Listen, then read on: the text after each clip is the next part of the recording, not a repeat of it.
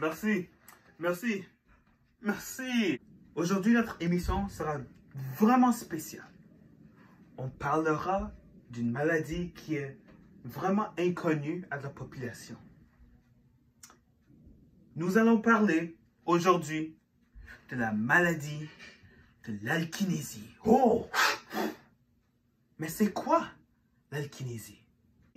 C'est une maladie neurologique qui affecte les mouvements motrices du corps humain. Donc, les mouvements motrices, c'est quoi ça? Donc, quand je bouge mes bras comme ça, les mains comme ça, quand je bouge comme ça, ça c'est les mouvements motrices.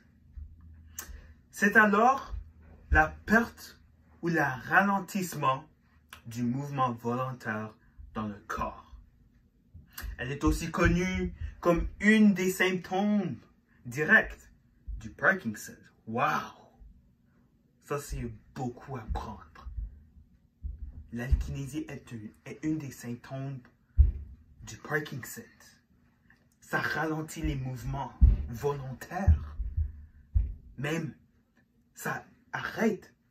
Ça rend les mouvements incapables de bouger. Continuons. Donc, les effets de l'alkinésie. L'alkinésie, ça ralentit les mouvements volontaires, comme nous avons dit avant. Ça rend la personne affectée incapable d'accomplir ses mouvements volontaires, car ça rend les muscles stiffs ou rigides. Donc, on va prendre un exemple. Donc, imaginez que moi, j'ai l'alkinésie. Donc, moi, je serais stiff comme ça. Oh. Si je voulais prendre, on va prendre ce stylo. Je le mets ici. Je vais prendre ce stylo. Je veux prendre ce stylo.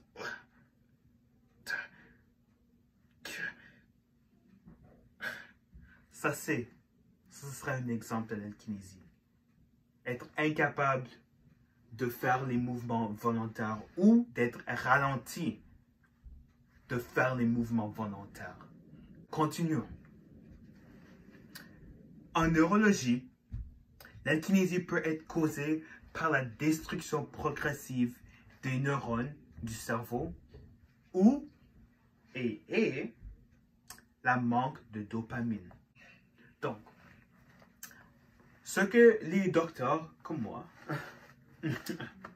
qu'on est en train de faire pour voir si la personne a l'alkinésie. Juste des petits tests. On prend la main, on dit à la personne, ok, tends ta main ici et bouge-la de côté. Fais comme ça. Ou prends les doigts et tape-les comme ça. Juste comme ça. Donc, les gens qui ont l'alkinésie, vous allez voir qu'en bougeant les mains, ça va commencer à... Ou ça va même pas commencer ça. On va voir que ça va ralentir un peu. Ça sera un peu lent. Si on le fait avec l'autre main, c'est plus vite. Et c'est plus lent ici. Si on tape les doigts comme ça, vite, lent ici. Ça, c'est quelques symptômes, quelques tests que les docteurs. Passons à la prochaine étape. Donc, les médicaments pour l'alkinésie. Qu'est-ce qu'on peut faire pour aider les gens avec l'alkinésie? Est-ce qu'on peut les guérir? Est-ce qu'on peut les guérir? Non! On ne peut pas les guérir. On ne peut pas guérir les gens qui ont l'alkinésie. On est incapable de faire cela. Je sais, c'est choquant, mais on n'a pas cette technologie. On n'est pas capable. On n'est pas capable. Il est impossible de guérir l'alkinésie chez un individu, mais il est possible de diminuer ses effets. Wow, ok. En utilisant du levodopa, qu'on utilise sur les patients de Parkinson's et d'autres symptômes semblables, et du carbidopa. Oui, et du carbidopa.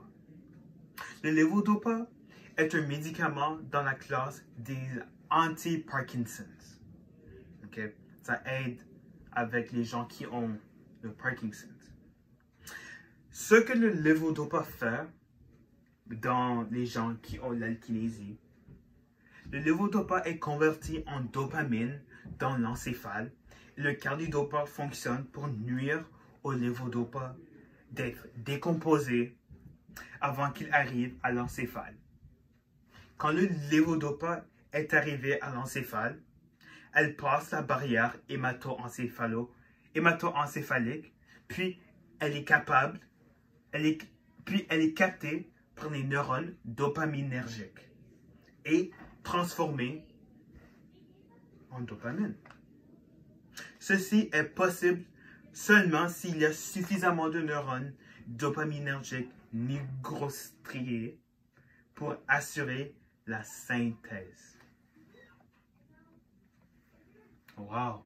Aujourd'hui, sur notre émission, le corps inconnu. Merci d'avoir venu ici nous joindre. On est vraiment, vraiment honorés de vous avoir ici.